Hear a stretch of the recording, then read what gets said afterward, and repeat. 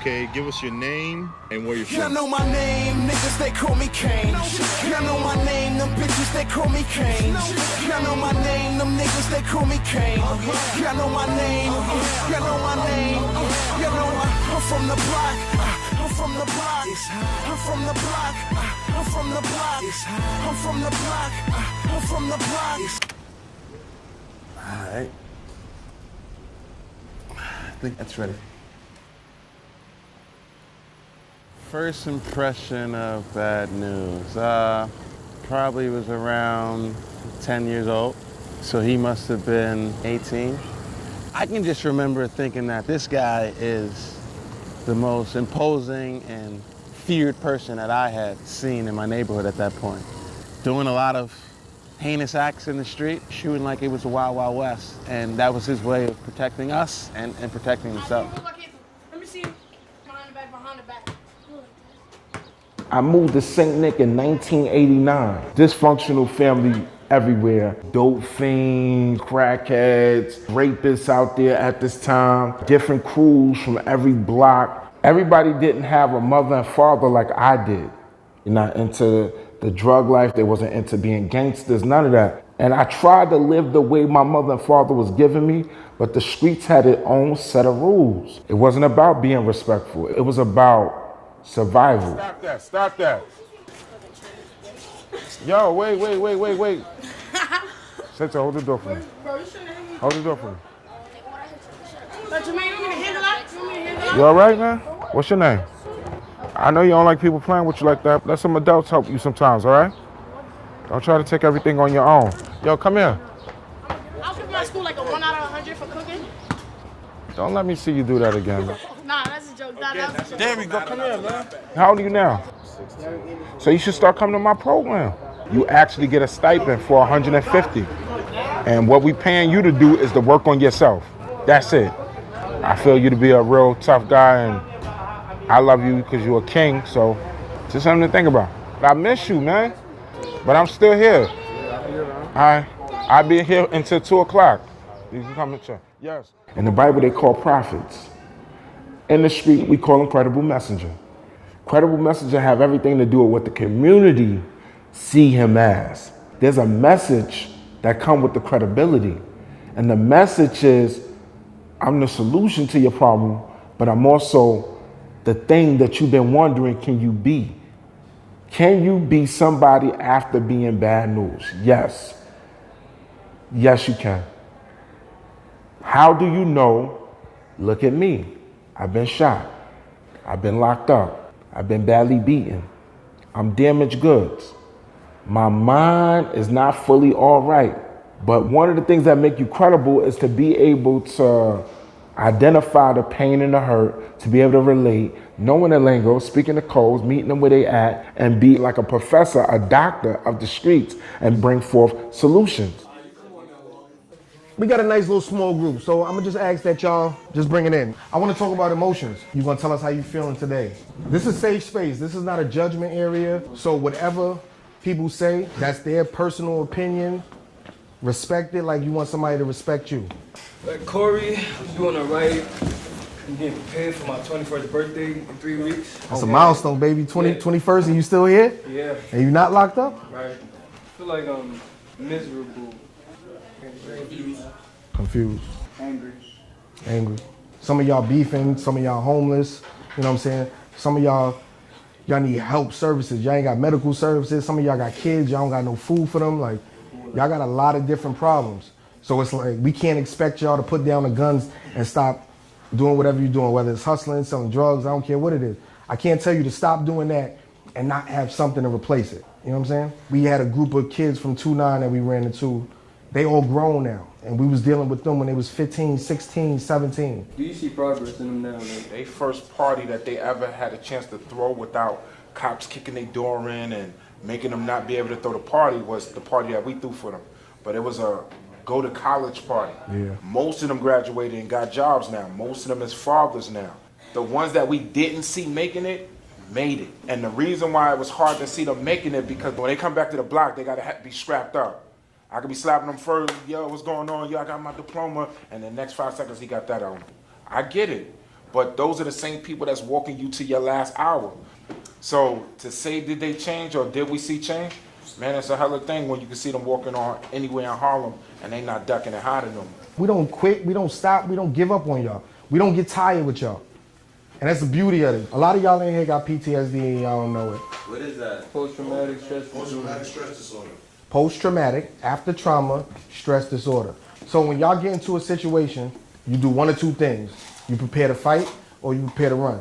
With post-traumatic stress, a small situation that should make your body just go, okay, now it's over, your brain should go back to normal. But it doesn't. So that switch is always on. So now every situation is a fight or flight situation.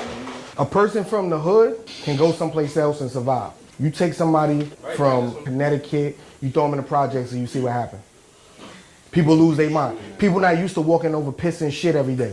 People not used to seeing crackheads doped out, fiended out, laying there butt ass naked. People not used to seeing people pulling out guns on people in the middle of the daytime. If you catch it early and it's treated, meaning if you got a therapist, somebody you can talk to, whether it's your boys, your family, somebody, your brain, like anything else, regenerates, it heals itself. How many of y'all cry? I don't cry.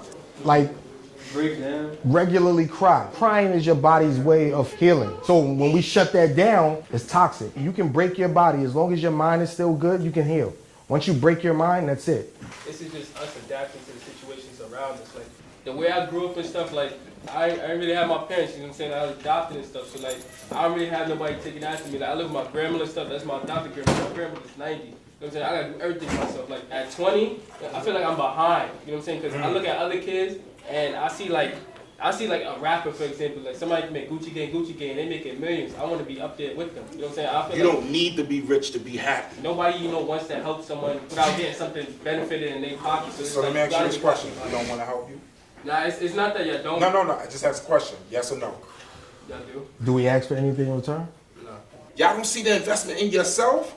Like right now, we ain't being forced to have this group session with y'all right now. What are we doing with our 24 hours?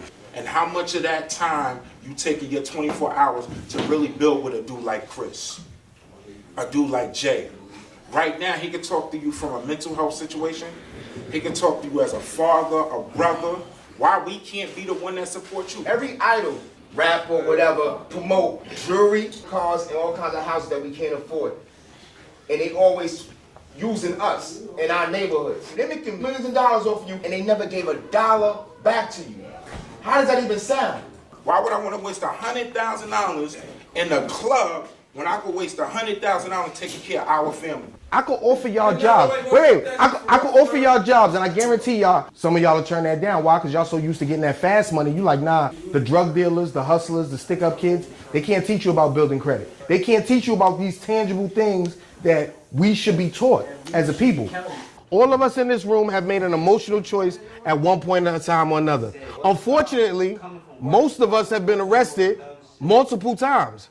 And the odds are that if you've been arrested one time, you'll be arrested twice. Are the choices that you're making being conducive, meaning are they leading to you never getting locked up again? For the most part, yes. Yes, it is. See my face? Arrested just trying to stop dudes from getting arrested. I don't promote that life, but I still can get locked up. If I get arrested to stop you from getting arrested, that's a good thing. That's right. They think they doing that mind shit again. Hold up. They doing that mind The question that I ask once again is, are the choices you're making? It doesn't matter. Honestly, no choices are going to do that, bro. It's a risky approach, a risky investment to see an ex-offender, an ex-convict who is now being resourced. People will look at that and wonder, is this really the best option? But we have evidence that shows that sometimes these individuals with criminal histories can actually be the best mentor. If you could think of like one person who hurt you the most, would you forgive them? I forgive them just because I know it's going to hurt me. Most programs are mostly for guys. The name of my group is Sister Saving Souls. It's basically a group for young ladies to help bring back sisterhood, encourage each other, build a bond. Like, we come at each other so much, why not encourage each other, build each other up? Because the more of us together, it's like we're more powerful. It'll be like a thank you and I forgive you, because thank you for what you did, even though it was real messed up. Right. But you only made me stronger. You know, I had to fight basically just to get to where I am now. And I forgive you, because somewhere down that line, somebody must have really hurt you bad for you to want to sit there and reflect that same pain on somebody else. I yearn for that love from a male because I didn't have my father. Yeah. Right. You feel me? So the stuff I went through is because he was absent. He didn't want to play that part. How can somebody not want to claim you as their daughter? How can somebody not take pride in you being a daughter? And I hear that so much even in here. I'm so serious. I hear that all the time from Beloved. He was like, I would love for you to be my daughter. Right. Like, and so I'm like, that's so crazy, because the one who helped give me life can't even say that herself. So it's like when I do see older men with their children, like with Jay and his daughter, and Beloved with his daughter, you know, I get happy. Like, that makes you want to open up to that person, because it's like, damn, like, I didn't have this growing up. Right. You feel me? So you able to give that person some type of respect, because like your daughters is blessed because they have that. You feel me? So you have something I never had. But we can share that person. Right. Because it's like they give that genuine love to you. Yeah. They give that fatherly love to you. Everything she's saying, I'm just saying there like, yes, I understand. Like, this is what I'm trying to say. Like, we all understand. Like we all experience the same thing, and that's why like we gotta be there for each other. Growing up without a mother figure and a father figure, and having to teach yourself everything.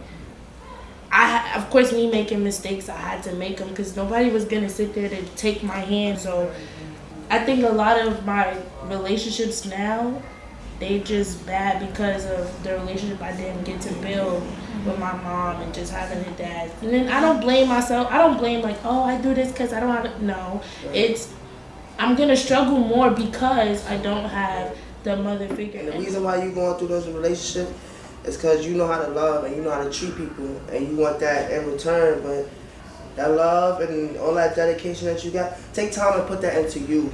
Take time for your heart to heal. Like, focus on you. Like, you pretty, you smart, you going to college, you gonna be alright. No matter how much I may want to give up in my head, I still get up and fight. Knowing that, I have a support system, even though they're not blood. You could create what you didn't have. You could create that here with your sisters. You gonna be alright. You got a good head on your shoulders. Like, you can tell that you love hard, but you gonna be alright. As long as you just stop sharing that love with the wrong people, you're gonna be good.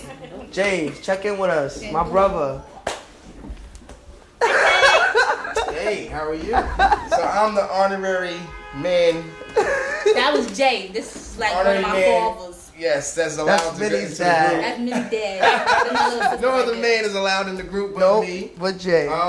But I love that my girls are a lot stronger than society allows y'all to be. I'm glad that I'm helping y'all to get exactly what y'all deserve. You know what I mean? Because y'all deserve a whole lot. And guess what? Ain't nobody gonna give it to you.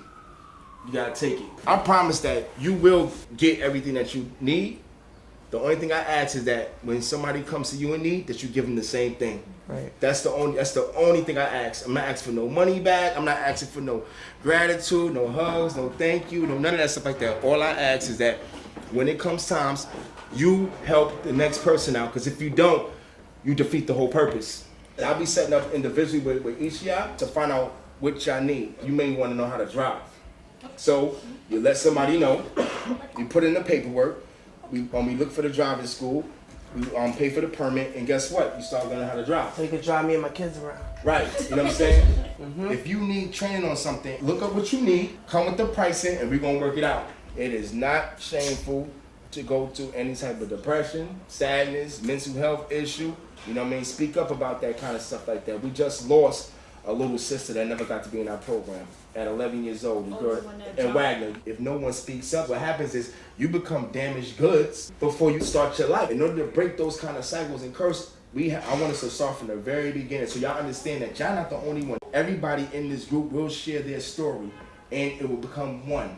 We want that 11-year-old girl to read it and be like, you know what, my life is not that bad. I can make it because you made it. Because I made it. That's the whole purpose of it. We're gonna work on ourselves first, and then we're gonna sort of getting the necessary things in our life that we need in order to be self-sufficient. Then we're gonna come back and save everybody else. Ain't no other way to do it. You cannot save anybody without no boat. Can you look to the left and to the right and to the person that you love them? I love you.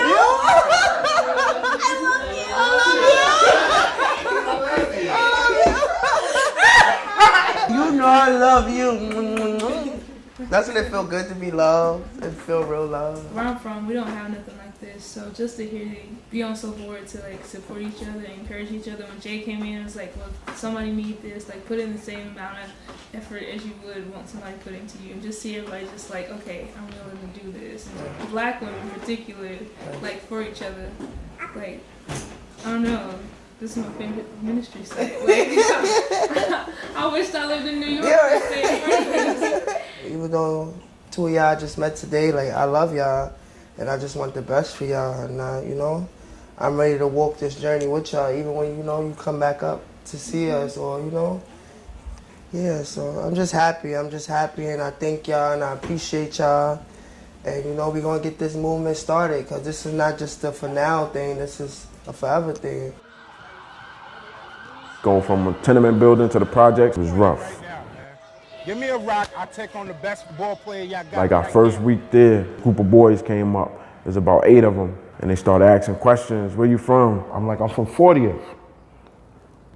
They start pounding us out. They hit me in my stomach with my skateboard, knocked the wind out of me. They pull a knife. And this is before I got the name Bad News. So I'm 4 years older than my brother. He was like 6 or 7. So you beating up babies. And nobody stopped me out. So we took it, got beat up. Then as we walked off, I screamed on my brother, like, I thought you were supposed to protect me. And I'm looking at him like, yo, the streets gonna kill us. I gotta learn the streets. Since Doran been on this earth, that was his baby. He was always the type that will go all out for someone else, not thinking of the danger, the conflict that it would cause on hand. He was a protector. He's been a protector all his life.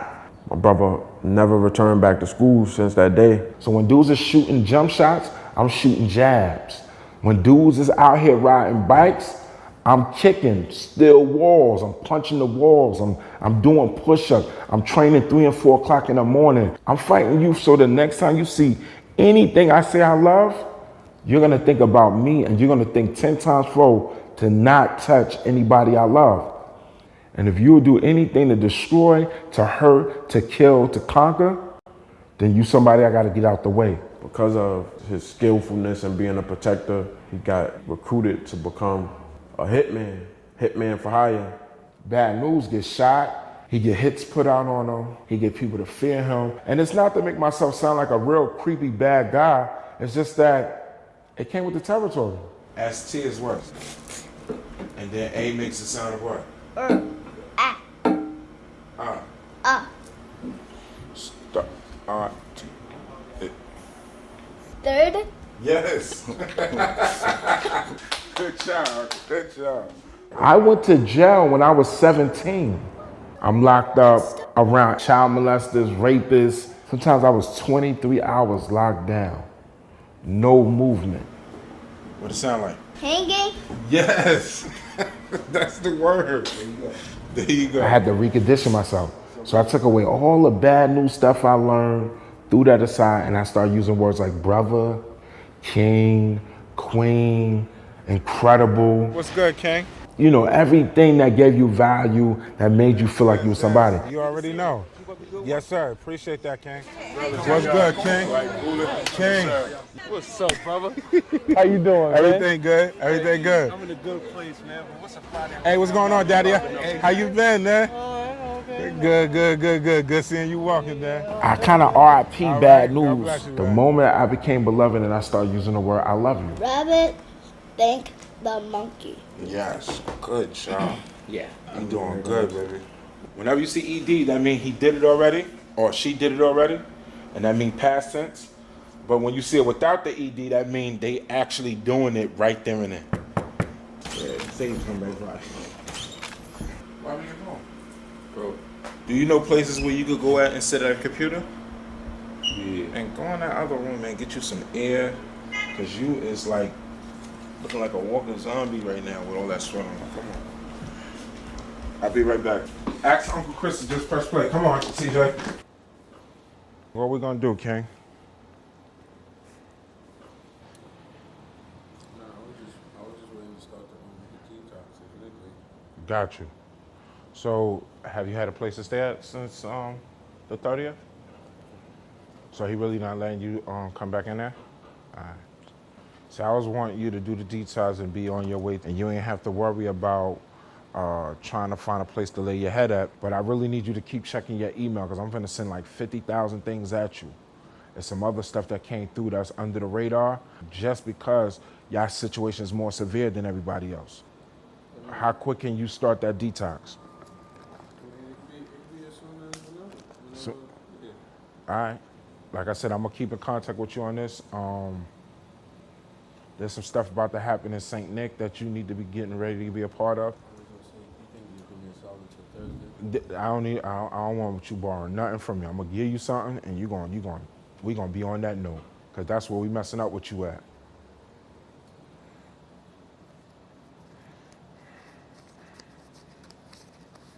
If anything, I'll probably go to the shelter tonight. Appreciate it. Mm-hmm. You said you probably go to the shelter tonight? Yeah. Where you stayed at last night? Nah, I was outside the whole night. So you ain't sleep nowhere? Check that email out. I got you. I love you, man. Love you too. Most of them is dealing with shelter situations. The ones that got kids, the ones that's out there by themselves, living the street life. He slept outside, it's 90-something degrees outside, but today he came sober. Any other time he smacked or he whatever, but he came sober and he really understands the realness that he got to deal with. But those are the type of people we don't count out. We don't give up on nobody. We're not going to just leave him to the wolves. We're going to keep working with him. And eventually, man, his time going to come where he going to make it stand up and he going to do his beloved change. You know what I'm saying? Give me some sugar. Yes. I can give you the bubble. Don't give me no bubble. Give me a kiss. Come on. People don't understand how hard it is to come back to the streets and disassociate yourself from a lifestyle that you've been doing. They kind of hate on it. I know it had to be hard because I even heard the chatters of people in the neighborhood. Oh, he thinks he's the savior, or he thinks he's the mayor of St. Nicholas Projects, and to go from the reputation that he had in the street to trying to change into something more positive is pretty frightening to some people in the streets because, as we all know, most people in the streets take kindness for weakness. The beef didn't stop because I got right. It was like I was an alien to my community. Because they looking for me to be strapped. They looking for me to be having my drug. They looking for me to be a certain way. How old are you? 17. You signed up with the hub? I gotta bring my application. Oh, you still didn't? Being able to get my own place was real hard because one, I had 2 felons, right? 2, I didn't have no more history in the street showing that I can be somebody you could make a contract out with because I'm always going to jail. I ain't have no college degree, no GED, no high school diploma. I ain't had no job before. Is it next week? When the 13th? Can I go? Yeah, next week, right? Yeah. You just gotta sign up. Yeah, how old are you? Man, y'all mad young and y'all out here, man. But I see y'all next week. Some of y'all, we gotta do some one-on-ones, y'all. How you been? Everything good. Hey, it is? Yes, sir. Yes, sir. All right. Always a pleasure. Yes, please, King. So I'm looking and I'm saying to myself, like, all right, so who gonna help me with this? How do I find help? I never looked for help before. Mo Diggs is good, King. One of the guys I raised ended up shooting me in my stomach. And then in the same year, the same guy shot me in this arm, and one in my back. What's good, Sean? Everything good? Supposed to be one of the NFL players, man, soon. And everybody like, yo, I know you're gonna revenge. I said, yo, I'm gonna tell you how whack my life is right now. This young man shot me, paralyzed me, put me in a wheelchair, got me a colonoscopy bag. I haven't thought about revenge at all. 11 DTs came in the hospital for me. And while they was in there, they didn't have a look in their eye like they really wanted to save my life. They had the look in their eyes like, yo, we know you gonna do what bad news do. We don't believe in that beloved crap, right? But when you do, just know we gonna lock you up forever. I got bullets in me for the rest of my life. My intestines had 23 holes. I don't even got the appetite to blaze or burn you. Like, I'm lost. And nobody, none of the gangsters can explain this to me. None of the so-called goons, nobody's able to explain this. And this is when I start knowing that my doctrine is my doctrine. And this is where I start getting my story together. The fact that I literally seen a guy go from shooting guns at people to going to jail, rehabilitating himself, and coming out on the opposite end of the spectrum really gave me a vision. We need to show this to everyone. All right, you ready? Rolling. The guy who shot Beloved is in the neighborhood every day, and they have a rapport that I can't even understand. It was really inspiring, and I thought, man, if we could show the world this, we'd all be able to unite and come together much easier. Bad news. Man, you know I ain't gonna put my DNA on that.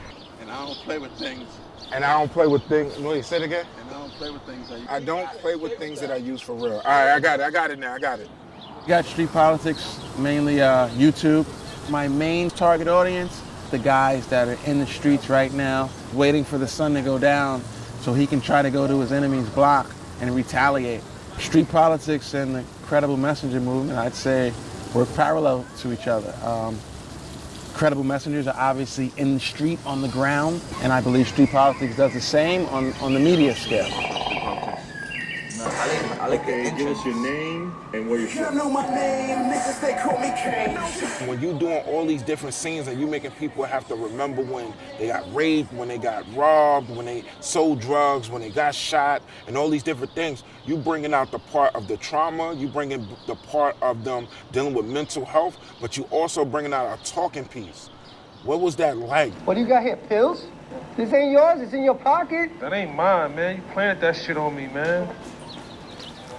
When you're making it a talking piece, now you can hold restorative circles. The whole project is about getting young people to work with the elders, getting us to be able to know, yo, the way that he act is not a way that he want to be, but he went through something. What did he do to become a drug dealer, a pimp, to be a shooter? Somebody got fucking dumb. Somebody got fucking dumb. They got light, baby.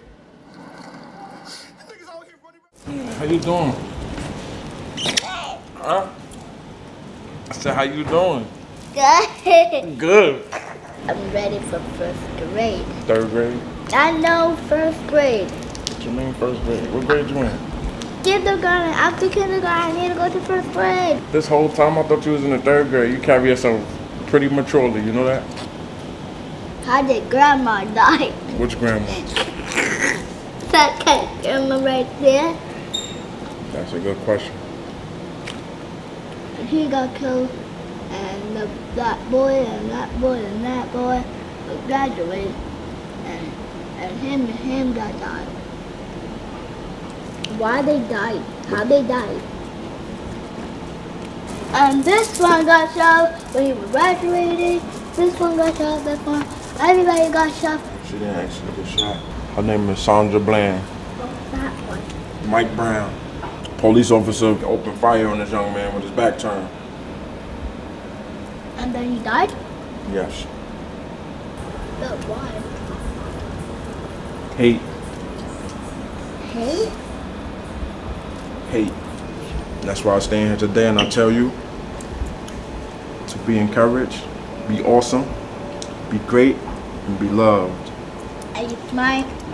Yes, you are very smart. How? Be smart, be strong. Be loved?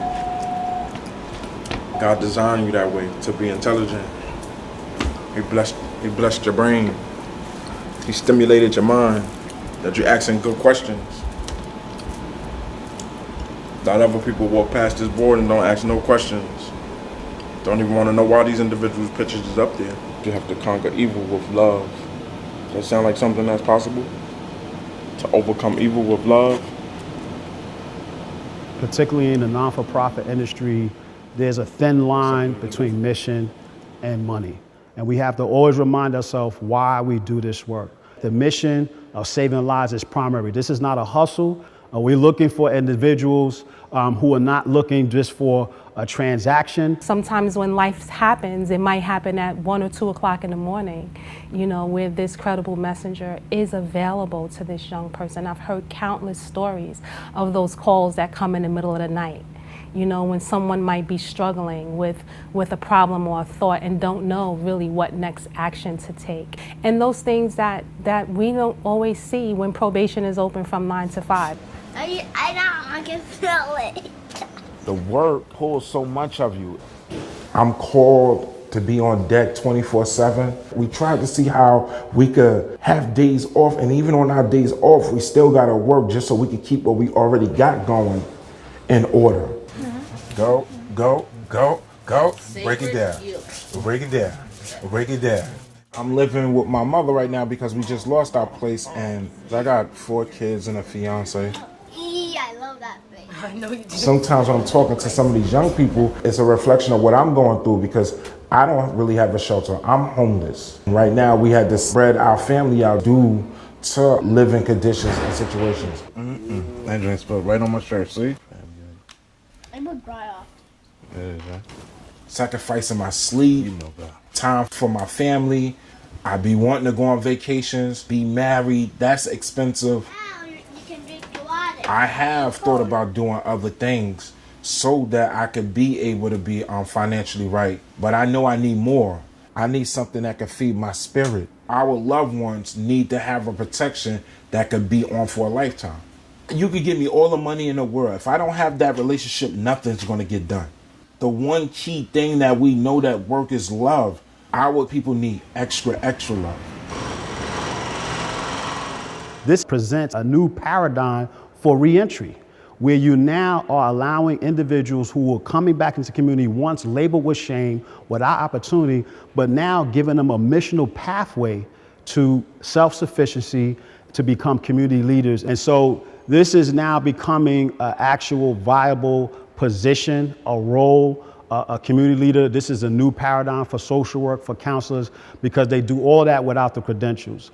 Where else will you find individuals doing 24/7 high impact, high crisis intervention work? The main thing that's going to sustain this work is that the people that have a mission, they're not going to stop. They're not going to stop. And so it's not predicated on the dollars that we receive, it's predicated on the mission and the opportunity to serve. Who wants to help me on my paper for school? And what's the class you're trying to apply for? Credible messenger class where you get 16 college credits and you can use that towards your degree. I want to be a nurse, but I have to write an essay. Talk about the Mokiba project. What you mean you don't know how to start it off? Saving souls. Are you doing graveyard shift? Are you chasing that bread for real? What's your goal? What's your goal? 20,000 for the summer, move out, have my own place. Got good support? Myself. Now you saw a lot of people do a lot of things in history.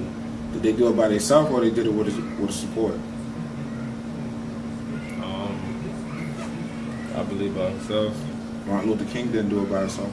Jay-Z didn't do it. I'm naming people that's really people that we look up to. Majority of times it's people wanting something better for your life, better than you do.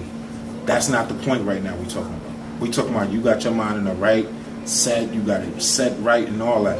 My only thing is, how are you doing with the support part? Because we tried that, taking on the world by ourselves, and I started doing some strange things to make that money, to get the own apartment, to get the vehicle.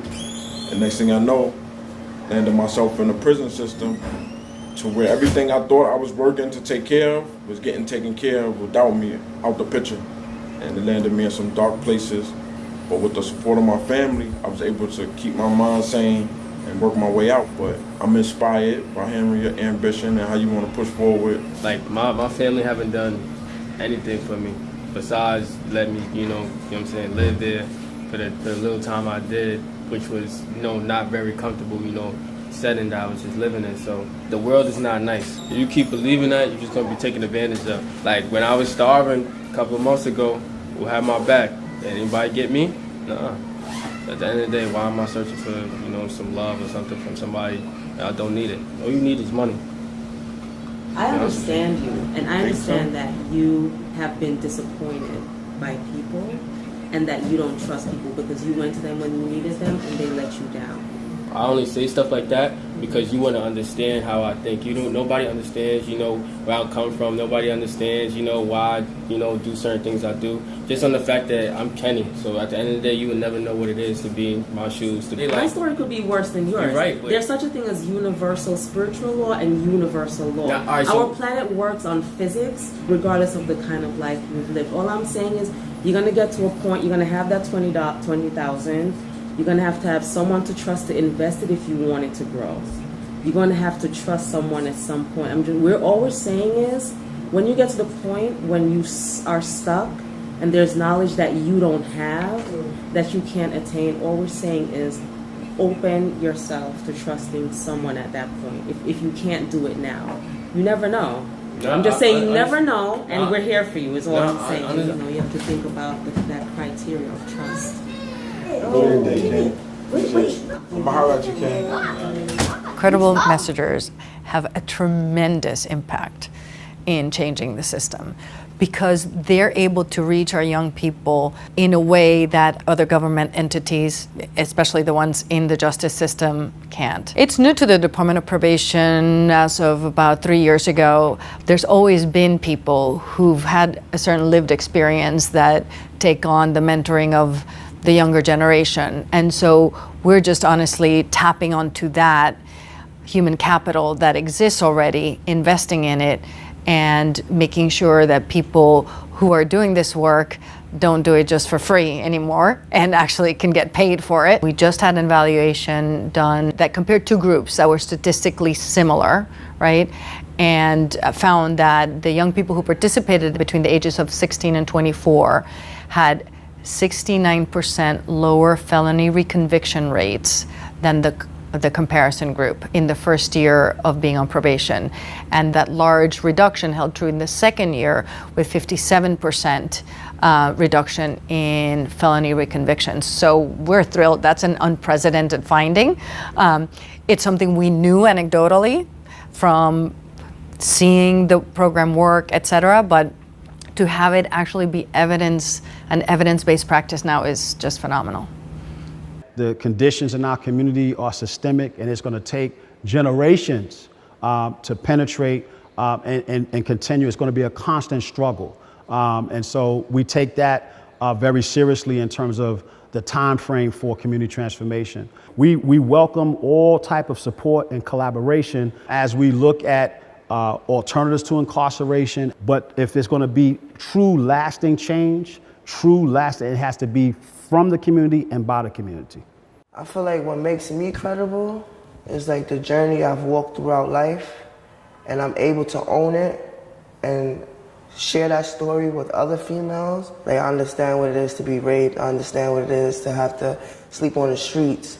If I erase all those things, right, even though they hurt, would I still be the same person I am today? I'm sorry. Will I still be as strong as I am today? We hate our past, but it's what makes us who we are.